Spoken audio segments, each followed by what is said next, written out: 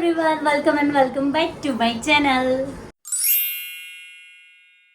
So guys અત્યારે વાગી ગયા છે સાંજના 8 અને હવે હું બ્લોગ સ્ટાર્ટ કરી રહી છું. અને હા, ક્વિક લાઈફ અપડેટ આપી દઉં હું તમને. એકચ્યુઅલી મારા પપ્પાના બર્થડેના દિવસે રાત્રે જ મારે જતું રહેવાનું હતું પાછું સાસરે. પણ જેમ કે મેં તમારા બધા સાથે શેર કર્યું, અમારા દૂરના એક રિલેટિવમાં એવો પ્રસંગ બન્યો, કારણે બંપુને ત્યાં હાજરી આપવા જવું પડે એવું હતું. એટલે મારા સાસુનો ફોન આવ્યો એટલે ત્યાં ગયા. પછી ત્યાંથી ડિસાઈડ એવું હતું કે રાત્રે મને લેવા આવશે અને પછી અમે ડિનર કરીને બધા ઘરે જઈશું. બટ એમને જવાનું થયું ગોવા. હા ગાઈઝ, એ ગોવા ગયા છે અને અત્યારે બહુ મસ્ત એન્જોય કરી રહ્યા છે, હરી ફરી રહ્યા છે. અને હું અહીંયા મારા મમ્મીના ઘરે રોકાઈ ગઈ છું. દેટ્સ વાય હું અહીંયા રોકાઈ છું. મારા સાસુ કે કંઈ નહીં, કંઈ કામ છે નહીં, આપણે તમદાર તો ત્યાં રોકાય, એટલે હું અહીંયા રોકાઈ ગઈ છું. સો હવે 2-3 દિવસ રોકાઈશ અહીંયા અને મારા જે બ્લોગ છે એ પિયરના પાછા તમને જોવા મળશે, તો તમને જોવાની મજા આવશે. આ ક્વિક અપડેટ હતી.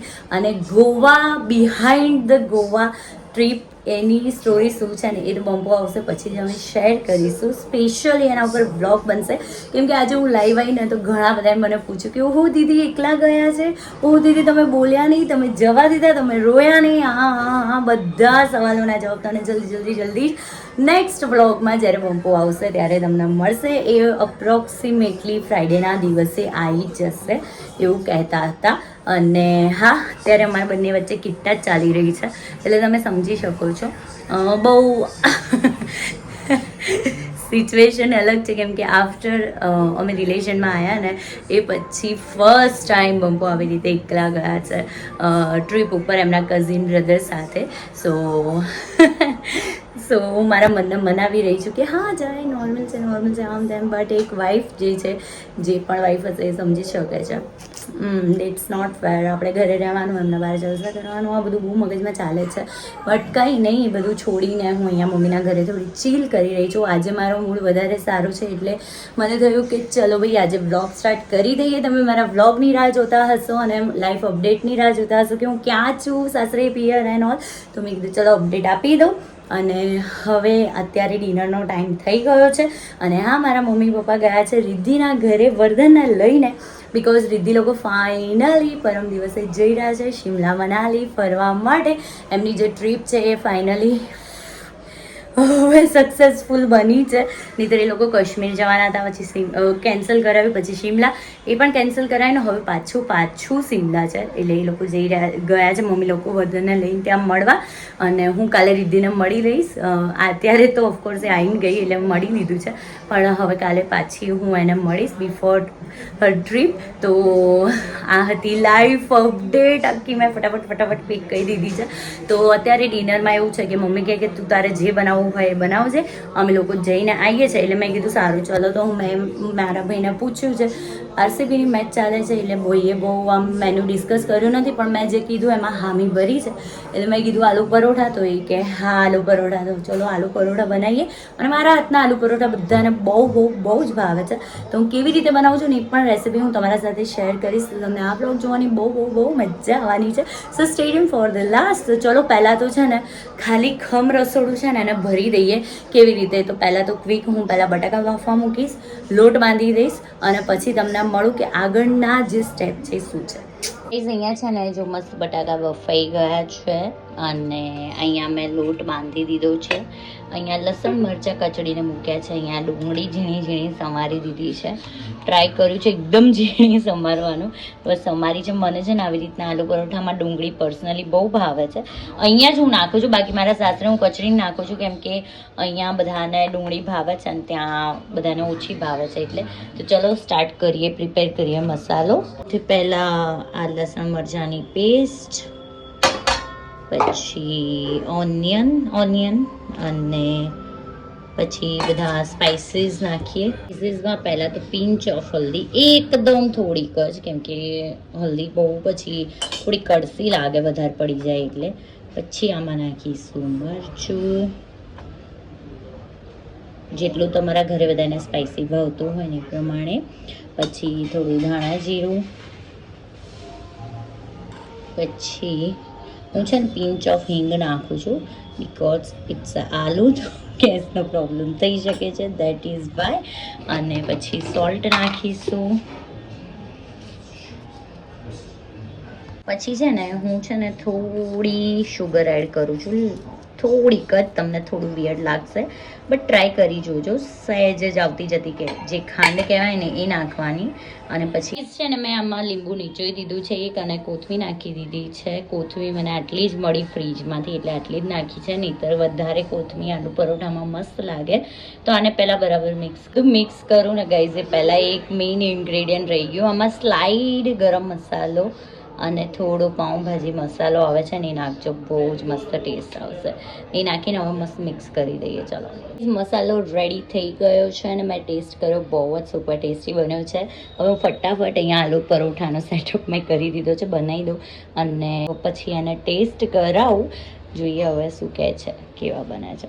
ગાઈઝ આ ફર્સ્ટ આલુ પરોઠો થઈ ગયો છે અને મને આલુ પરોઠા એટલા ભાવે છે કે મને રોજ આલુ પરોઠા આપે ને 3 ટાઈમ તો આઈ કેન ઈટ વિથ. અને પણ બહુ જ ખુશી હું ખાઈ લઉં. અને છે ને કેવું થયું કે જ્યારે મમ્મા આલુ પરોઠા બનાવે ને અહીંયા, એટલે હું ઓલવેઝ કહું મમ્મી તારે તો કેટલું સરસ બને છે, સ્ટફિંગ બહાર નથી જતું બહારના જેવું, મારે ક્યારે બનશે. પછી હું સાસરે ગઈ ને તો પણ મને નહોતા આવડતા, તો પીનુબેન અથવા તો મારા સાસુ એ બંને બનાવી આપે. હું બધું રેડી કરી દઉં અને એ લોકો બનાવી આપે, કેમ કે મને ફાવે જ નહીં. પછી 1-2 વાર શું થયું કે મને બંપુના બંને આલુ પરોઠા બહુ ભાવે, પણ ઘરે કોઈ હતું નહીં. એટલે મેં ટ્રાય કર્યો અને મેં જુગાડ કર્યો 1 વાર 2 વાર 3 વાર, ત્રીજી વાર ફેલ થઈ અને પછી ચોથી વાર ફાઇનલી આવડી ગયું. અને આમ એક ટ્રીક હોય છે અને બનાવવાની, ટ્રીકથી આવડી ગયું ને એટલે હવે I feel so proud of my self કે હાય આટલું સરસ રીતે હું બનાવી શકું છું. ટચ વુડ થતું હતું નહીં તો બીજા બગડે નહીં.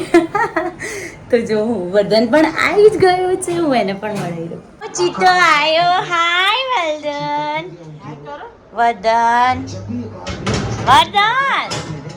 અત્યારે એને મૂડ નથી, શૂઝ કાઢે છે. મમ્મી વાળ જો તારા. Hello hi. બસ રીતિ લોકોને કેવું છે, હવે નીકળવાનું છે, પેકિંગ થઈ ગઈ ડન, હજુ બાકી છે. મમ્મી લોકો મળીને આયા, થોડું બાકી છે. હા જો હું આલુ પરોઠા બનાવું છું, ફટાફટ તમે લોકો જમી લો. ઓકે ઓકે માચી તો અલે આ બોલતો જ નહીં વર્ધન. તો જો આલુ પરોઠો રેડી થઈ ગયો છે વિથ એક્સ્ટ્રા બટર. હવે મન ટેસ્ટ કરીને કહેશે, હર્ષ ને મન કે કેવો બન્યો છે. અત્યારે મેચમાં એમનું ફૂલ ઓન કોન્સન્ટ્રેટ છે, પણ ટેસ્ટ કરીને મને કહો કેવો બન્યો છે. કેવા બન્યા છે? બહુ મસ્ત બન્યા છે, બહુ. હે ને, થેન્ક યુ. હર્ષ કેવા બન્યા છે? ટેસ્ટ કર્યા ને?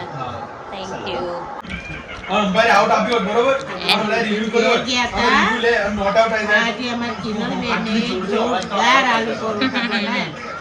આઉટ બાપરે, અહીંયા મેચ ચાલી રહ્યું છે ને મમ્મી ક્યારના. હા પણ આલુ પરોઠા ખાવાની મજા આવે છે. Yes thank you.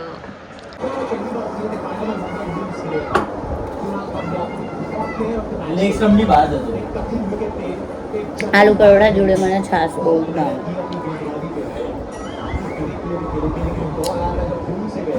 બહુ જ મસ્ત બનાવ્યું, સુપર ટેસ્ટી. જીતી ગઈ યે મોન, કોંગ્રેચ્યુલેશન. हर्ष कॉन्ग्रेचुलेशन. यस खुशी का माहौल है अभी. અને અમારો વર્ધન છે ને એને રોતા જોઈને થોડો ગભરાઈ ગયો છે, પણ બચ્ચું એ જીત્યો ને એટલે ખુશી રડે છે. ખરેખર આમ ગૂઝબમ્સ આવી ગયા યાર, બહુ મસ્ત મેચ જીત્યા, સુપર. ગાઈસ આજનો વ્લોગ હું અહીંયા જ એન્ડ કરું છું. એકચ્યુઅલી કાલનો વ્લોગ હું આજે એન્ડ કરી રહી છું અત્યારે મોર્નિંગમાં, કેમ કે કાલે વ્લોગ એન્ડ કરવાનું જ ભૂલાઈ ગયું હતું, કેમ કે આરસીબી જીતી ગયું હતું આપણું. અને એની ખુશીમાં આમને કહેવાય એટલા બધા એન્જોય કરવામાં ને એમાં પડી ગયા ને એટલે રહી જ ગયું હતું. અને બહુ જ મજા આવી ગઈ કાલની મેચ. ખરેખર એક આમ ઇતિહાસ બની ગયો હોય ને એવું લાગ્યું, આરસીબી જીતી. બહુ મજા આવી ગઈ જોવાની મેચ. અને હોપસું તમે પણ આટલું જ એન્જોય કર્યું હશે. એટલે આજનો વ્લોગ હું અહીંયા જ એન્ડ કરું છું. હોપસું આજનો વ્લોગ તમને ગમ્યો હોય તો લાઈક શેર એન્ડ ચેનલને સબસ્ક્રાઈબ કરવાના ભૂલતા. Thank you so much. Bye bye.